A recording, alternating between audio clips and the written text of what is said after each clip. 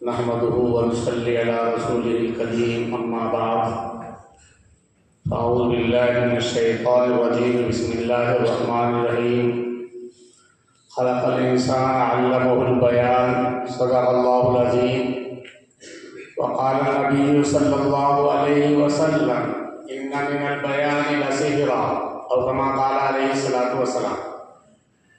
حضرات علماء اکرام اور میرے عزیز طلباء، آپ کی یہ سالانہ انجمن کا اختتامی پروگرام کئی سالوں سے الحمدللہ باضابطہ طریقے سے اختتام پذیر ہوتا ہے، اور مجھے بڑی خوشی اپنے عملے پر، ان کی محنتوں پر اور اپنے عزیز طلباء کی محنتوں پر، گرچہ میں تو ایک ایسا ہی نااہل آدمی ہوں، لیکن اللہ جو چاہتا ہے وہی کرتا ہے۔ میں بہت ممنون اور مشکور ہوں، خصوصاً اپنے قاری محمد عیسیٰ صاحب کا اور مولانا شیخ محمد امینی صاحب کا۔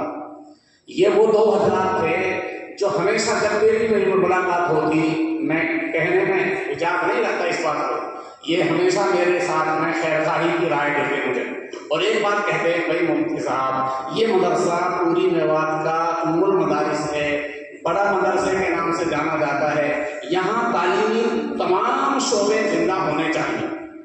آج سے نہیں 10-15 سال سے مسلسل کہہ رہے تھے، میں کہہ دیتا تھا کہ ہاں ٹھیک ہے کریں گے، کچھ حالات ہیں، کچھ نشے و فراز ہے، کچھ اونچ نیچ اور اتار چڑھاؤ مدرسے کے رہے، لیکن تمام حالات سے گزرتے ہوئے ہمارا مدرسہ الحمدللہ اپنی اس نوعیت پر گامزن ہے جو اس ادارے کی شان تھی۔ جامعہ معین الاسلام بڑا مدرسہ، المعروف بڑا مدرسہ، بہت سارے عالم، بہت سارے عوام مدرسہ معین الاسلام نہیں جانتے، اسے جتنا جانتے ہیں نوح کا مرکز کا مدرسہ، یہ سمجھتے ہیں بڑا مدرسہ۔ اب بڑے کی شان تعلیمی اعتبار سے، اور اللہ جزائے خیر دے ہمارے ان اکابر کو، ایک نسبت مدرسے کی، ادارے کی ایسی ہے کہ جو نظام الدین سے، بڑے حضرت جی مولانا الیاس رضی اللہ عنہ سے جڑی ہوئی ہے، کیونکہ وہ بانی ہیں، اور ان کے ساتھ ایسے مخلصین کی جماعت نے بنیادوں میں ہاتھ ڈالا، جو مخلص بنیادی یا مخلص علماء اور اس ادارے کے ساتھ نسبتیں ہیں، بڑی نسبتیں ہیں، جیسے دارالعلوم دیوبند سے پہلے بھی ہندوستان میں ادارے تھے، دہلی سے، لیکن اسی طریقہ سے اس ادارے سے پہلے بھی ادارے تھے۔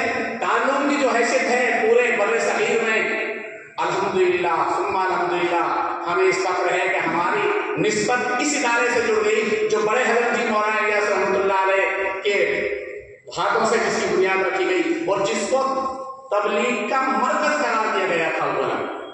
آپ کو میں ایک بات یاد دلا کر بات ختم کر دوں، جب دعوت تبلیغ کا کام شروع ہوا، مدرسہ اس سے پہلے رکھا گیا تھا، اس کی بنیاد 1341 ہجری مطابق 1922 عیسوی دعوت تبلیغ کی پہلی جماعت نکلی 1925 کے اخیر میں یا 1926 کے شروع میں۔ حضرت جی کی 1925 کے حج کے بعد تو 3 سال کے درمیان میں جو مکاتب قائم ہوئے، جو مدارس قائم ہوئے، ان میں سب سے پہلا تعلیمی تبلیغی ادارہ یہ، جب جماعت کا سلسلہ شروع ہوا تو ڈاکٹر ذاکر حسین جو جمہوریہ ہند کے صدر رہے ہیں، راشٹرپتی رہے ہیں، وہ آدمی ہیں جو مولانا الیاس رحمۃ اللہ علیہ کے ابتدائی ساتھیوں میں تھے تبلیغ کے۔ مرکز نظام الدین بننے والی مسجد میں مشورہ ہوا، اب یہ کام نکل رہا ہے تو اس کا ایک عالمی مرکز ہو، بنیادی مرکز ہو، مختلف رائے چلی۔ ڈاکٹر ذاکر حسین سابق راشٹرپتی نے یہ رائے دی کہ میری رائے میں یہ ہے کہ مولانا الیاس کا جو پہلا مدرسہ میوات میں ہے، جہاں سے پہلی جماعت نکالی گئی، وہی مرکز ہو عالمی۔ اور دلیل کیا دی انہوں نے آگے؟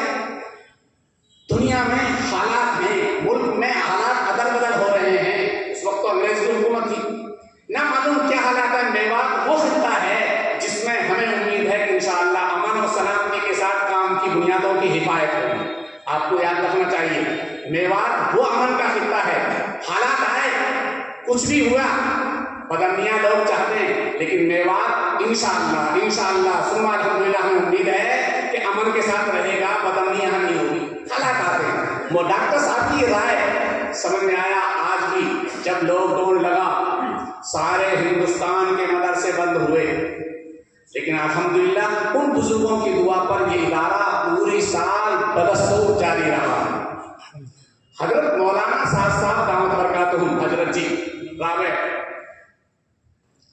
اس وقت کی کارگزاریوں میں جو دنیا سے خطوط آتے، ملکوں کے وفود آتے، ان میں اس کو مدرسے معین اسلام کی کارگزاری پیش کرتے مشوروں میں، ملکی مشوروں میں. وہ 1 سال تک مسلسل اور بہت سارے خطوط میں نام لکھا کہ جب دیکھو اللہ والوں نے ایسا ادارہ قائم کیا، وہ ان حالات میں بھی چل رہا ہے کام کی بنیاد پر.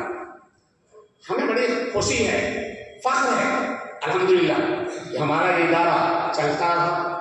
ہمارے عملے میں بہت وسعت ہے، ہمارے ناظم صاحب میں بہت وسعت ہے، فراخ دلی ہے. ہمارے ناظم اعلیٰ، ناظم عمومی حید مولانا سردار خان صاحب بڑے وسعت والے ہیں، تحمل والے ہیں اور برداشت کرتے ہیں. اور ساتھیوں میں بھی میں سمجھتا ہوں میری کچھ بد اخلاقیاں ہو سکتی ہیں، اللہ معاف فرمائے، لیکن ساتھیوں میں بڑے اخلاق اور محنت کر رہے ہیں، چاہے وہ جس شعبے کے سے تعلق رکھتے ہوں. اور الحمدللہ جو جس کو نظام دے دیا الحمدللہ ہمارے ساتھی اس میں کامیاب ہیں اور اپنے کام میں بدستور ظاہر رہتے ہیں. اور اللہ جزائے خیر دے اکابری نظام الدین کو.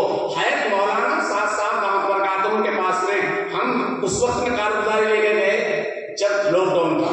اس کے بعد ہم نے شعبوں کی اجازت طلب کی، دارالفتہ، تکمیل افتہ، تکمیل ادب کی اور شعبہ قراءت کی، سباشرہ کی اجازت طلب کی. تو حید نے ایک جملہ کہا، آپ تعلیمی تمام شعبوں کو جتنی ضرورت ہے آپ کو اختیار ہے کہ آپ زندہ کریں ان تمام شعبوں کو. حضرت نے ہم نے پھر دوبارہ ایک درخواست رکھی، اللہ مغفرت فرمائے، حید مولانا اسحاق صاحب اور حید مولانا محمد سعید صاحب ہمارے 2 بڑے سرپرست تھے. 1 سال پہلے بڑے حضرت ہمارے گئے مولانا الیاس صاحب، پھر مولانا سعید صاحب چلے گئے اس سال.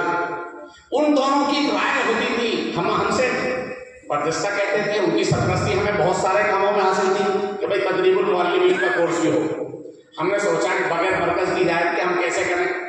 پھر ہم دوبارہ حضرت کے پاس میں گئے، حضرت کے سامنے رکھے کہ ہم تدریب المعلمین کا ایک شعبہ قائم کرنا چاہتے ہیں. اولا حضرت اس بات کو لے نہ سکے، لیکن جب ہم نے اس کی نوعیت اور کیفیت سمجھائی کہنے لگے ہاں جو تعلیمی شعبے ہیں ان کو آپ کو پھر اختیار ہے آپ کی.